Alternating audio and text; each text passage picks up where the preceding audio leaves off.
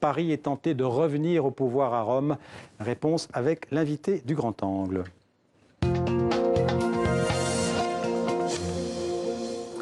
Bonjour Paolo Levi. Bonjour. Bienvenue sur TV5 Monde. Vous êtes le correspondant à Paris de l'agence italienne ANSA et aussi du quotidien La Stampa. Les bureaux de vote sont toujours ouverts en Italie jusqu'à 23 h heure locale pour cette double élection régionale en Émilie-Romagne et en Calabre. On peut dire que ce vote aujourd'hui en Italie dépasse de loin un simple enjeu régional. Totalement, ce vote aujourd'hui, notamment celui en Émilie-Romagne, qui est un bastion historique de la social-démocratie. Et de la gauche.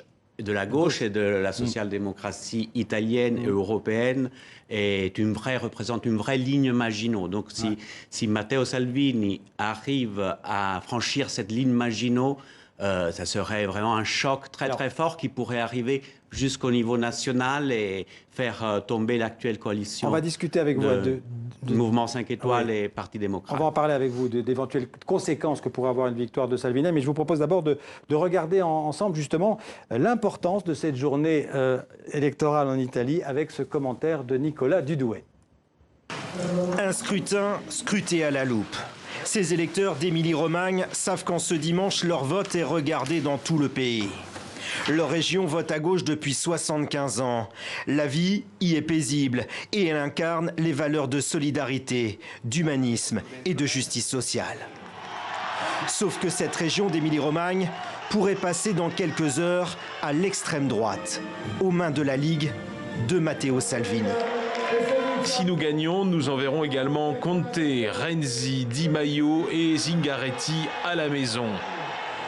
D'autant que pour la première fois de son histoire, la Ligue a triomphé en Émilie-Romagne aux élections européennes de mai dernier, devenant le premier parti régional.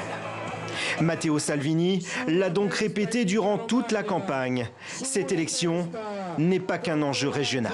S'il gagne dans ces deux régions, eh bien la droite et l'extrême droite seraient donc administratrices de 15 régions sur 20 en Italie et donc pourraient évidemment envoyer vraiment un signal fort au niveau du gouvernement central et provoquer une crise de ce gouvernement.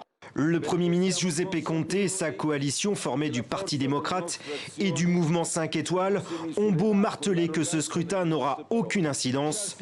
Une victoire de la Ligue de Matteo Salvini pourrait conduire à des élections législatives anticipées.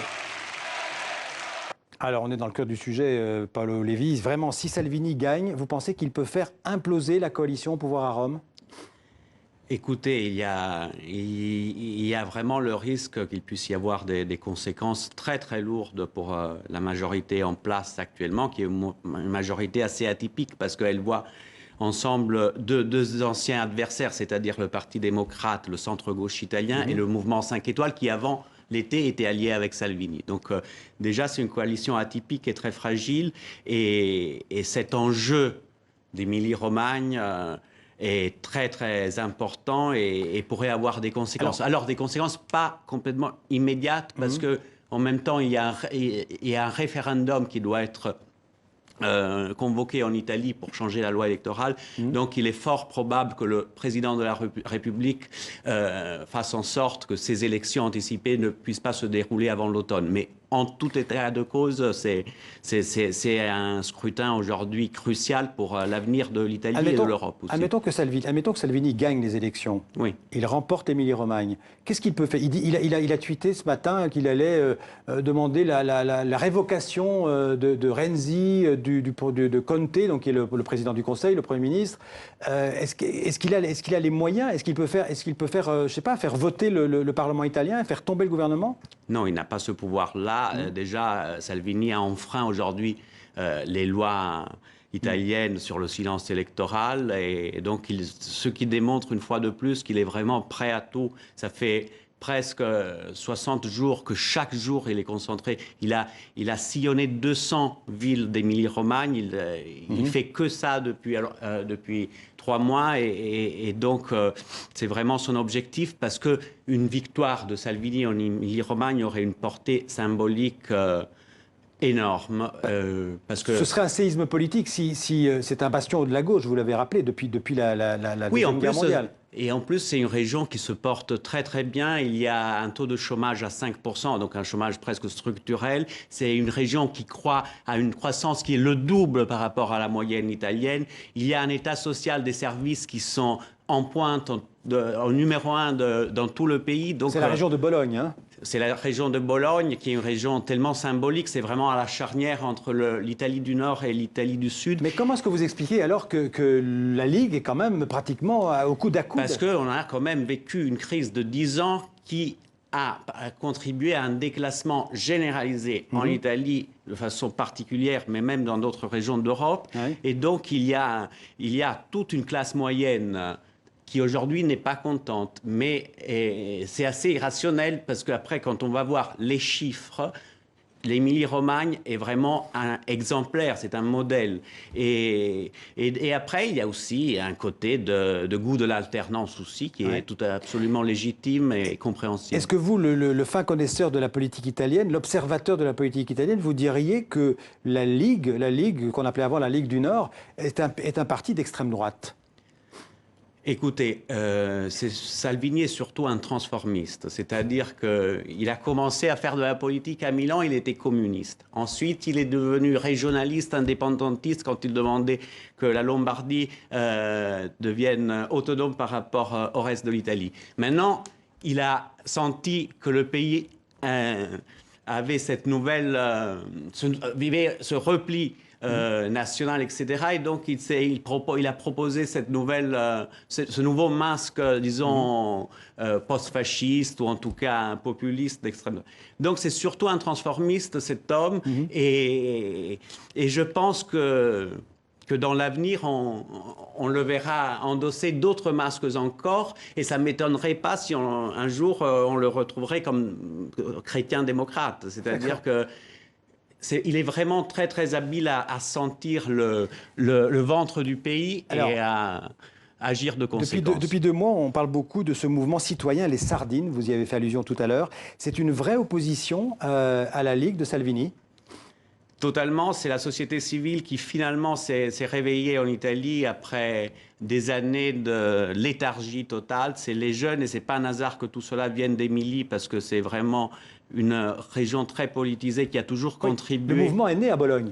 Exactement. Et Bologne, c'est la ville où est née la première université d'Europe occidentale. C'est une ville qui a toujours donné une contribution très très riche au débat public italien et qui a produit des personnalités aussi très importantes en Italie.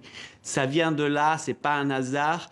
Et aujourd'hui, on le voit déjà avec cette mobilisation de 23,4%. Oui, la participation est beaucoup plus forte qu'il y a 5 ans. Hein. Donc, pour l'instant, le pari des Sardines de ramener les gens aux urnes semble être gagné. Après, il faudra voir si la gauche va l'emporter ou pas. Ouais. Mais les Sardines ont déjà atteint leur objectif, c'est-à-dire remobiliser les Italiens, notamment en Émilie-Romagne aujourd'hui et en Calabre, et on va voir qu'est-ce que ça va donner. Qu'est-ce qui peut se passer en Calabre? La Calabre est relativement moins importante. On en parle beaucoup moins de la Calabre pour une raison assez simple, c'est-à-dire que le résultat semble déjà acté et il est fort probable qu'il y aura une victoire du centre droit. Et emmené par Forza Italia, c'est l'ancien parti le parti de Berlusconi, qui est toujours là. Hein. Il est pas mort encore politiquement. Non, pas mort politiquement. C'est la momie qui revient tout le temps en Italie. Mais aujourd'hui, la vraie menace pour l'Italie, c'est surtout la Ligue. Alors, donc, pour l'instant, il faut bien rappeler, la coalition à Rome, c'est le Parti démocrate et le mouvement 5 étoiles. Un mouvement 5 étoiles très affaibli.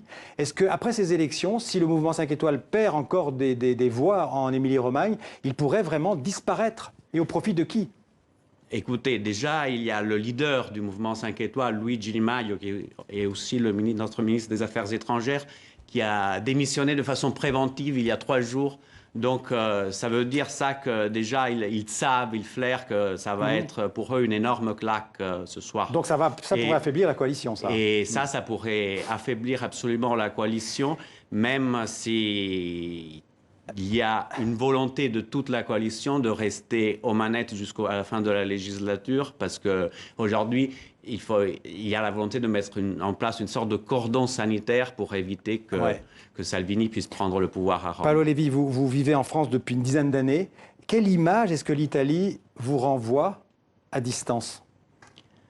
Écoutez, c'est un pays magnifique où aujourd'hui il y a un vrai laboratoire. C'est-à-dire que tout ce que je vois se produire en France, en fait, très souvent, on l'a vu 2 ans, 3 ans, 5 ans, même 10 ans avant en Italie. Donc, il y a ce côté de laboratoire de l'Europe qui est étonnant et qui se confirme aussi avec ce mouvement des sardines. Et on peut souhaiter aussi qu'il y ait quelque chose de semblable en France, de revoir des jeunes mobilisés pour demander en tout cas de relever le niveau du débat public. Parce que c'est très important de savoir que les sardines, elles ne sont pas seulement un mouvement anti-Salvini, mais elles demandent à toute la politique, à gauche, au centre, à droite, juste de relever le niveau du débat public qui s'est affaissé énormément ces dernières années. Et donc, ils demandent à la politique non pas de s'occuper seulement de trucs qui parlent au ventre des personnes, genre les migrants, qui est devenu une non-question, mais de s'occuper des vrais problèmes du pays. Et aujourd'hui, les vrais problèmes du pays, en Italie notamment, c'est les migrants, mais c'est surtout l'exil de jeunes immigrés italiens qui ne trouvent pas de travail digne en Italie et qui sont contraints de partir à l'étranger pour en trouver un. Merci Paolo Levi de ces éclaircissements sur les élections italiennes. C'est un pays qui va mal mais qui s'en sort toujours puisque c'est toujours la 8e puissance mondiale, il faut le rappeler. Et pour 6 mois, on dit. C'est-à-dire Dante et vogue le navire. Ok, merci beaucoup Paolo Levi. Place à la chronique culture, vous pouvez rester à présent avec Nicolas Georges. Il nous emmène ce soir à la découverte de l'univers du groupe.